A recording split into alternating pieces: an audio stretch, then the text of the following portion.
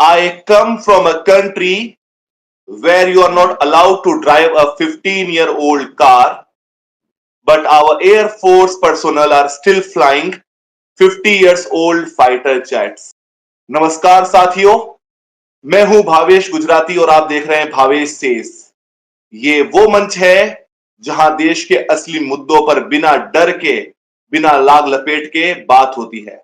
और आज का जो विषय है वो दिल को झकझोर देने वाला है। 50 साल पुराने जैगवार फाइटर जेट्स आज भी उड़ रहे हैं और हमारे देश के सबसे दक्ष पायलट एक एक करके इन उड़न खटोलों की वजह से वीर गति को प्राप्त हो रहे हैं। पिछले 5 महीनों में 3 जैगवार क्रैश हो चुके हैं, लेकिन सवाल यह है कि क्या हमारे जाबाज पायलटों की जान की कीमत कुछ भी नहीं है? क्या वो बैटल कैजुअलिटी कहलाने के लायक भी नहीं है? आज इस विषय पर बात करने के लिए हमारे साथ मौजूद है कीर्ति चक्र अवॉर्डी कैप्टन अंशुमान सिंह जी के पिता, जो कि एक एक्स आर्मी ऑफिसर है, श्री रवि प्रताप सिंह जी, जिन्होंने खुद अपने बेटे को देश की सेवा में, राष्ट्र की सेवा में बलिदान किया। सर प्रणाम, आपका स्वागत है। कैसे हैं आप? धन्यवाद, बढ़िया है। पिछले 5 महीनों के अंदर 3 जैगवार क्रैश हो चुके हैं और इस कारणवश हाल ही में हमने अपने 2 महानायक, 2 महान महावीर पायलट्स, युवा फाइटर पायलट्स लोकेंद्र सिंह सिंधु और ऋषिराज सिंह को खो दिया है। क्या इनके बलिदान को बैटल कैजुअलिटी माना जाएगा या नहीं? देखिए भावेश जी, सबसे बड़ी विडंबना हमारे देश में यही है कि बैटल कैजुअलिटी को बड़ा एक गूढ़ रहस्य बना दिया गया है। मैं बैटल कैजुअलिटी पे डिस्कस करूं आपसे, इससे पहले मैं चाहूंगा कि जरा हम बात करते हैं इन होने वाली एयर क्रैशेस के बारे में। देखिए, हमारे यहाँ, जैसा कि आपने अपने संबोधन में अभी कहा था कि 15 साल पुरानी गाड़ियां हमारे यहाँ कबाड़ के रूप में कह दी जाती हैं, लेकिन हमारे यहाँ 50 साल पुराने फाइटर जेट अभी चल रहे हैं। मैं आपको जिस फाइटर जेट का आपने अभी उल्लेख किया, जो कि जगुआर के नाम से जानते हैं, भारतीय सेना में कुछ चुनिंदे फाइटर हैं जिसमें सुखोई है और मिग 21 है, 29 है, मिराज है, जगुआर है, तेजस है और राफेल। ये हमारे जो है फाइटर जेट है। तो जो सुखोई है, ये आप नहीं मानेंगे, ये 1995 का विंटेज है। और जो मिग 21 है रसिया का, ये 1959 का विंटेज है। और जो मिग 29 है, ये 1970 का विंटेज है। मिराज 1970 का है। जगुआर 1968 का विंटेज है। तेजस को तो 77 में चलिए शुरू किया गया था और हम उसको एडवांस कहते हैं, लेकिन जो अमेरिका उसको इंजन देता है तो आज भी नहीं हो पाया हमारे पास, जिसके कारण हम उस लेवल पे नहीं उसकी उत्पादन कर पा रहे हैं। तो मेन जो बात यह है कि अब हम आते हैं जगुआर पे। जो जगुआर है, ये लगभग 60 साल पुरानी टेक्नोलॉजी का है, जिसका फर्स्ट फ्लाइट जो हुआ था जगुआर का, ये 1968 में ही हो गया था और 1973 में ये इंडक्ट हो गया था। और आप सोच सकते हैं कि वो जगुआर, जो कि आप ये मानिए कि इसको मतलब इक्वाडोर ने 2009 में, फ्रांस ने 2005 में, यूके ने 2007 में और ओमान ने 2014 में अपने यहां से एब्सोल्यूट कर दिया है। वो नहीं उड़ा रहे हैं, हम इसको उड़ा रहे हैं अभी भी। इसको एक चलता फिरता आप कॉफिन कह सकते हैं। और कॉफिन में इसलिए कह रहा हूं कि पिछले 5 महीने में 3 क्रैश हो गए। बताएं, जब इन देशों ने, जिन्होंने इसको बनाया और उन्होंने इनको उड़ाना बंद कर दिया, हम इसको आज भी उड़ा रहे हैं। और इसके पीछे का हमारा तर्क है कि ये कॉस्ट इफेक्टिव है। चलिए हम मान लेते हैं कि कॉस्ट इफेक्टिव है। हम कहते हैं कि हम 5 ट्रिलियन इकोनॉमी के धरोहर होने जा रहे हैं। हमसे 5 गुना कम इकोनॉमिक शक्ति रखने वाला पाकिस्तान स्टील्थ फाइटर को ले रहा है 5th जनरेशन का चाइना से। वो अगर इसको खरीद सकता है और हम जो है 5th जनरेशन को छोड़िए, अभी 4th जनरेशन, 3rd जनरेशन में घूम रहे हैं और वो भी हम उसको उड़ा रहे हैं जो एक ताबूत के बराबर है। तो आखिर हम कब तक बलि चढ़ाते रहेंगे इनको उड़ाते हुए? जब इस प्रकार के मामले लगातार आ रहे हैं, तो यदि सरकार एक कॉल दे, तो क्या आम नागरिक एक एक आधुनिक फाइटर जेट खरीदने के लिए आर्थिक सहयोग करेंगे कि नहीं करेंगे? इस पे आपकी क्या मत है? सरकार के पास जब जमीन नहीं था तो आपने जमीन मांगे, जमीन दे दी। आप इतने फॉरेस्ट में और यहां जो देखते हैं वन विभाग में जमीनें, ये लोगों की दान की हुई चीज। आपने आज सरकार ने आह्वान किया था कि आप सब्सिडी छोड़ सकते हैं, गैस का सब्सिडी। बहुत लोगों ने सब्सिडी छोड़ दिया गैस की। ठीक है? तो जब भी देश को लगता है कि हमें कुछ आवश्यकता है, आप देश के सामने अपनी बात को ले आएंगे, तो मेरा ये मतलब आशा ही नहीं, अपितु पूर्ण विश्वास है कि देश के लोग इतने जागरूक हैं और इतने देशभक्त हैं, हमारे राष्ट्र के लोग इतने कृतज्ञ हैं कि वो एक नहीं कई स्क्वाड्रन को खड़ी करने के बराबर पैसा दे देंगे। हमारे देश ने, आपने देखा था कि एक बार लाल बहादुर शास्त्री, मैंने एक लेख लिखा था कि जब देश पे आपत्ति आई थी, तो लाल बहादुर शास्त्री जी ने इस देश से केवल एक वक्त का उपवास रखने को कहा था, जब अमेरिका से गेहूं आया करता था हरित क्रांति से पहले। तो इस देश ने सोमवार को पूरे एक दिन का व्रत रखना शुरू कर दिया। और अगर सरकार चाहे, सरकार के एक आह्वान पे देश इतना दान कर देगा कि आज 5th जनरेशन के कई स्क्वाड्रन फाइटर खड़ी कर सकते हैं। तो राष्ट्र में यदि आप राष्ट्र के लोगों को गैस की सब्सिडी छोड़ने के लिए कह सकते हैं, तो इसमें भी एक बार कह सकते हैं कि हमारे राष्ट्र हित में आप जब कहते हैं कि एक बार हमारे शहीदों के नाम से आप वोट दे दीजिए, जो हमारे यंग वोटर होते हैं, तो एक बार आप कह के तो देखें। मुझे पूरा विश्वास है कि यह देश मालामाल कर देगा और फिर ये कदाचित हमारे इस वीरों की जान बच पाएगी। और ये करना चाहिए अगर ये वास्तव में पैसे की कमी है तो आपने जो ये मुद्दा उठाया था अभी अभी कि हम इनको बैटल कैजुअलिटी नहीं देते, अभी मुझे थोड़ी सी जानकारी मिली थी कि ये जो अभी 9 तारीख को गिरा था हमारा जगुआर, तो उसके पीछे कहीं पिछले टेल के हिस्से में आग लगी थी और वो चाहते तो इजेक्ट करके और पैराशूट से ड्रॉप कर सकते थे दोनों पायलट, लेकिन उन्होंने रिहायशी इलाकों पे न गिर जाए उनका फाइटर जेट, इसलिए उन्होंने ज्यादा मास कैजुअलिटी ना हो, इसलिए उन्होंने अपने जीवन को मौत के हवाले कर दिया और शहादत का गला, शहादत की बलिवेदी को चूम लिया। आप ये बताएं कि इससे बड़ा देश के ऊपर कुर्बान होने का कोई दूसरा प्रमाण आपको मिल सकता है, जो अपने लोगों को बचाने के लिए कि हमारे बहुतायत लोग इससे हताहत ना हो, मैं अपनी जान की कुर्बानी दे देता हूं। वरना उनके पास ये सुविधा होती है कि वो इजेक्ट करके और वापस आ जाए, लेकिन वो आए नहीं, उन्होंने अपनी जान की कुर्बानी दे दी। और उनको हम, बहुत से लोग हमारे हुए हैं या तो ट्रेनी पायलट को सिखाते हुए या रूटीन उड़ान पे, लेकिन हम उनको भारत सरकार की नियमावली के नियमानुसार उनको हम बैटल कैजुअलिटी नहीं देते। बैटल कैजुअलिटी वो भी तो कोर्स ऑन ड्यूटी पे है, लेकिन बैटल कैजुअलिटी नहीं देने का मतलब होता है कि उनकी जो पहचान है, उनकी जो प्रासंगिकता है, वो गौण हो जाती है। उनके माँ बाप को जो सुविधा मिलनी चाहिए वो नहीं मिलती है। कई ऐसे लोग हैं जिसमें स्क्वाड्रन लीडर अभिमन्यु के थे या स्क्वाड्रन लीडर निशांत की मदर है, जिनको बैटल कैजुअलिटी नहीं मिला और वो दर दर ठोकर खा रहे, कह रहे हैं, लेकिन तब भी सरकार नहीं करे। आप बताएं कि अपने कई लोगों की जान को बचाने के लिए अपनी जान को दे देना, इससे ज्यादा देशभक्ति का कोई प्रमाण है क्या? है कोई प्रमाण? मेरी समझ से नहीं है। जब हमारे पायलट्स ये जानते हैं कि ये कबाड़ है, फिर भी वो इन्हें उड़ा रहे हैं, तो जब इस प्रकार से उनका बलिदान होता है ट्रेनिंग के दौरान या नॉन कॉम्बैट मिशन के अंदर, तो उनको बैटल कैजुअलिटी नहीं दिया जाता है। कोई पायलट बलिदान होता है नॉन कॉम्बैट मिशन में या ट्रेनिंग के दौरान, तो उसको क्या सरकार की तरफ से कोई आर्थिक सहायता दी जाती है? देखिए, जो एक सामान्य सैनिक जब हताहत होता है या शहीद होता है, तो निश्चित रूप से जो उसका इंश्योरेंस का पैसा होता है वो मिलता है। उसके बाद उसको कुछ मॉनेटरी असिस्टेंस यूनिट के रेजिमेंटल फंड की तरफ से मिल जाते हैं। उसके बाद उसका जो अपना आप ये कहें कि ग्रेच्युटी होती है वो मिलती है, उसका लीव इनकेसमेंट मिलता है और उसको पेंशन शुरू हो जाती है। और कुछ सामान्य सरकारें आजकल देना प्रारंभ कर दी हैं तो वो भी देती हैं। लेकिन आप ये जान लें कि अगर आप बैटल कैजुअलिटी में जाते हैं तो आपको कुछ परसेंटेज आपको मिल जाता है, जैसे रेल में आपको चलने की सुविधा मिल जाती है, आपको रोडवेज में चलने की सुविधा मिल जाती है, कुछ आपको मॉनिटरी असिस्टेंस एक्स ग्रेसिया के रूप में एडिशनल मिल जाते हैं। उसके बाद जो वीर सपूत में एक हमारा फंड है, उसमें से भी आपको कुछ सहायता मिल जाता है और कुछ स्पेसिफिक सहायताएं इनमें मिल जाती हैं, इनके मेडिकल में भी, कुछ इनके बच्चों को पढ़ने में भी। तो और लेकिन सबसे बड़ी बात है कि इनकी एक जो रिकॉग्निशन होता है वो एक बहादुर की तरह से किया जाता है। शहीद जैसा शब्द तो कोई नहीं होता, लेकिन इनको बैटल कैजुअलिटी मिलने के बाद कि आप सम्मान की दृष्टि से देखते हैं।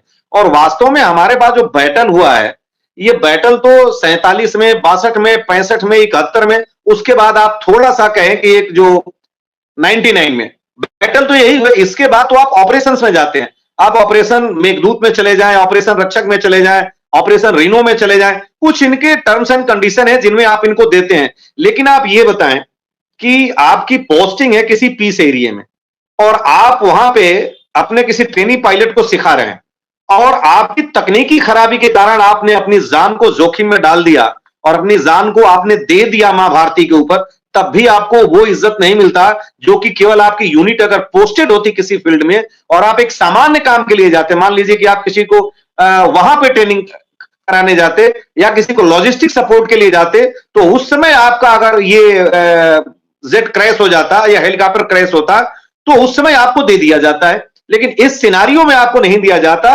तो ये निश्चित रूप से इस पे एक कंस्ट्रक्टिव रिफॉर्म करते हुए विचार करके और वास्तव में जो लोग डिजर्व करते हैं उनको ये बैटल कैजुअलिटी देनी चाहिए।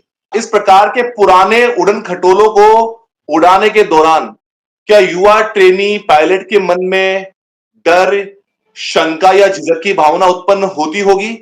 और जो मसला आज हम उठा रहे हैं, क्या इस प्रकार से आवाज को कभी इंडियन एयरफोर्स या मिनिस्ट्री ऑफ डिफेंस के सामने उठाया गया है इस विषय के बाबत?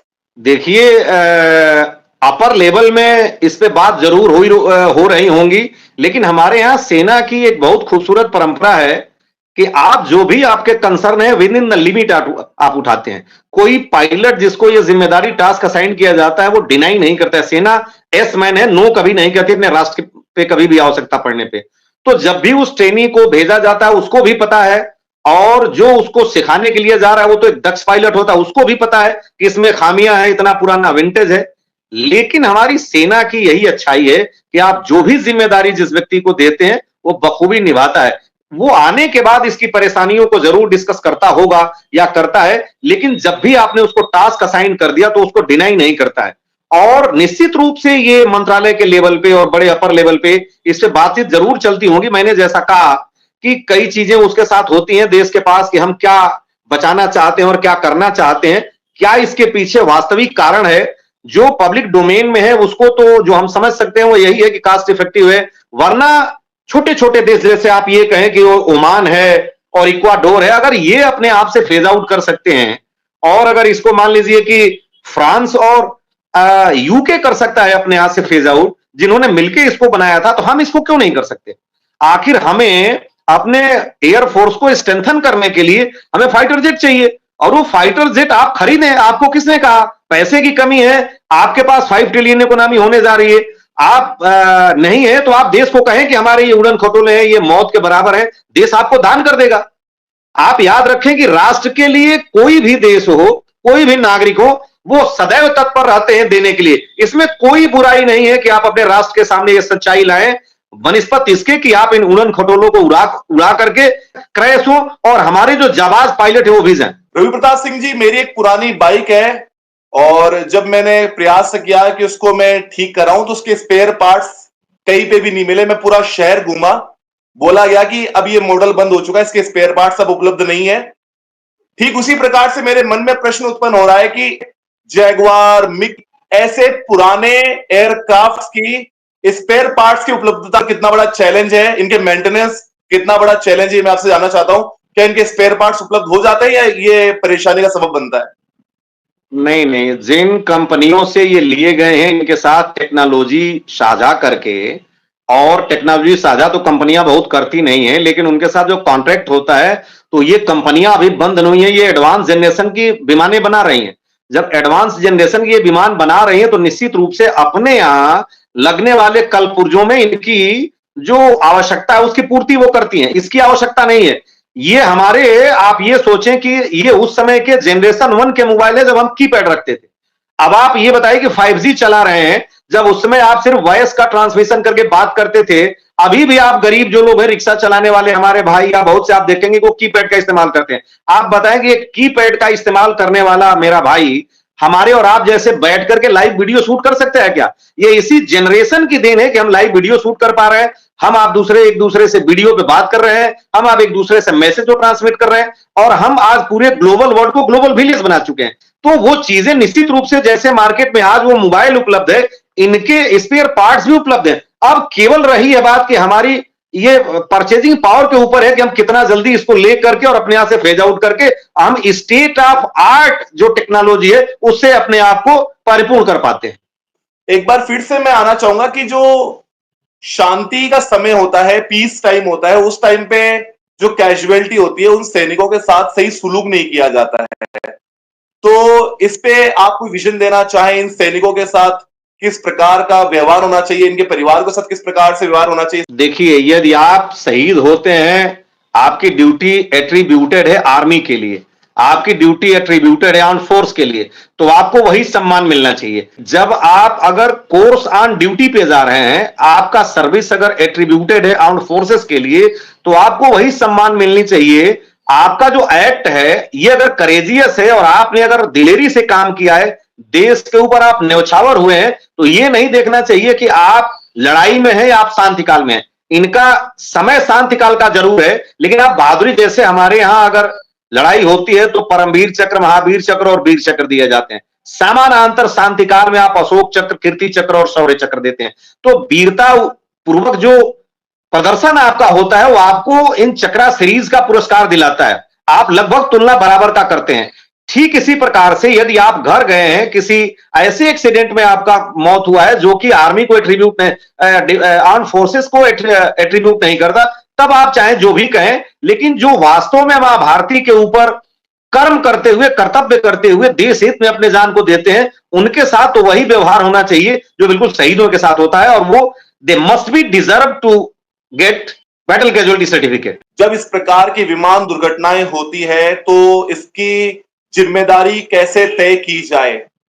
जब कोई जांच कमेटी बैठती है तो वो क्या निष्कर्ष देती है? मामले की ईमानदारी के साथ जांच की जाती है या इसको महज दुर्भाग्य कहकर मामले को रफा दफा कर दिया जाता है? निश्चित रूप से जब भी कोई कैजुअलिटी होती है तो उसकी कोर्ट ऑफ इंक्वायरी ऑर्डर की जाती है।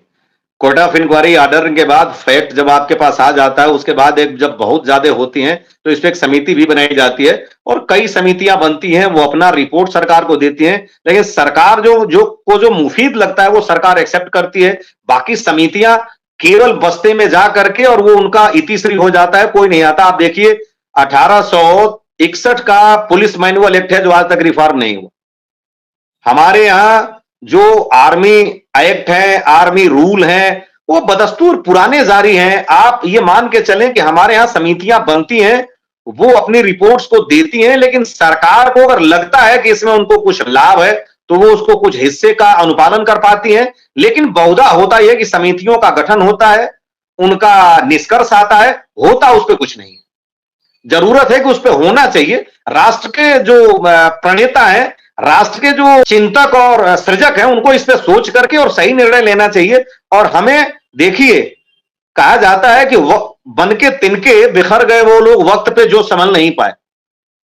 तो हम किस चीज का इंतजार करते हैं? हमें वक्त के साथ चलना चाहिए। जाते जाते हाल ही में देश के नाम बलिदान हुए युवा फाइटर पायलट्स लोकेंद्र सिंह सिंधु और ऋषिराज सिंह के बलिदान पर आप क्या कहना चाहेंगे? मैं ये कहूंगा कि मां भारती पे जो ये बलिदान हुए हैं अपने कुछ लोगों के, देशवासियों की जान को बचाने के लिए, यह राष्ट्र ता कयामत तक उनका कृतज्ञ रहेगा, उनका ऋण नहीं उतार पाएगा। लेकिन मेरी साथ में मांग है कि उनके सही रिकॉग्निशन के लिए उनको आप बैटल कैजुअलिटी से जरूर नवाजें, कि उनका परिवार भी ये फक्र कर सका कि जिस देश के लिए हमारे जाबाज पुत्र या हमारे पति शहीद हुए, उनके साथ राष्ट्र ने भी वही पारितोषिक प्रदान किया जिसका वो हक रखते थे। और मैं उनको हृदय की गहराई से अंतिम प्रणाम करता हूं। जब तक देश में मानवता और वीरों का नाम लिया जाएगा, उनका नाम सदैव भारतीय सैन्य इतिहास में आदर के साथ लिया जाता रहेगा। हमारे देश में मानव के जीवन मूल्य का कोई गणना नहीं किया जाता। लोग ये समझते हैं कि हम यूं ही हुए हैं शहीद होने के लिए, या जीवन को ये समझिए कि उतनी सलाहियत नहीं दी जाती जितना और यूरोप के देशों में या आप अमेरिका में देखते हैं ये होता है। तो हमारे यहां भी जीवन की प्रासंगिकता, मौलिकता और उसकी सार्वभौमिकता को समझना चाहिए। और जीवन को आप सस्ता मत समझिए। अगर आप ये कहें कि 100 टेक्नोलॉजी आपको लानी पड़े, बदलनी पड़े अगर एक जीवन बचाने के लिए, तो आप निश्चित रूप से बचाएं, क्योंकि जीवन अनमोल है। क्या पता ये 2 फाइटर हमारे कल को आने वाले किसी युद्ध में इतना बड़ा काम कर जाते जिसकी आप कल्पना भी नहीं कर सकते हैं। जैसे बहुत से लोग शहीद होकर के, आप जदुनाथ सिंह को देख लें या वीर अब्दुल हमीद को देख लें या विक्रम बत्रा को देख लें, अगर ये जीवित रहते तो न जाने क्या इतिहास रच जाते। और आपने इतनी बड़ी सलाहियत को खो दी। तो इसलिए जीवन के मूल्यों को समझें और तकनीकी को निश्चित रूप से आज के स्टेट ऑफ आर्ट में ले आए और जरूरत पड़े तो देश से आप इसका सहयोग लें। तो ये थे कीर्ति चक्र अवॉर्डी कैप्टन अंशुमान सिंह जी के पिता श्री रवि प्रताप सिंह जी। और मैं जाते जाते कहना चाहूंगा, तकाजा है वक्त का कि तूफा से जूझे, तकाजा है वक्त का कि तूफा से जूझे, कहां तक चलेंगे किनारे किनारे, कहां तक चलेंगे किनारे किनारे। कभी कभी सवाल तकनीकी नहीं होते, टेक्निकल नहीं होते, इंसानी होते हैं। और जब पायलट मरता है तो सिर्फ एक उड़ान नहीं रुकती, एक सपना बिखरता है, एक पूरा का पूरा परिवार बिखरता है। हमने आज पिता की आवाज सुनी, जो पूरे देश के फाइटर पायलट्स की आवाज है, उनके परिवारों की आवाज है। अब फैसला हमारा है, क्या हम जिम्मेदार राष्ट्र बनकर खामोशी तोड़ेंगे या फिर इसी प्रकार से बलिदानियों को नमन कह करके फिर से उन्हें भुला देंगे। मैं भावेश गुजराती आपसे हाथ जोड़कर निवेदन करता हूं कि इस वीडियो को अधिक से अधिक शेयर करें, ताकि आवाज सरकार तक पहुंच सके और आप बलिदानी पायलट्स की आवाज को बुलंद कर सके। बहुत बहुत धन्यवाद। जय हिंद, जय भारत। मिलते हैं अगले वीडियो में। भारत माता की जय।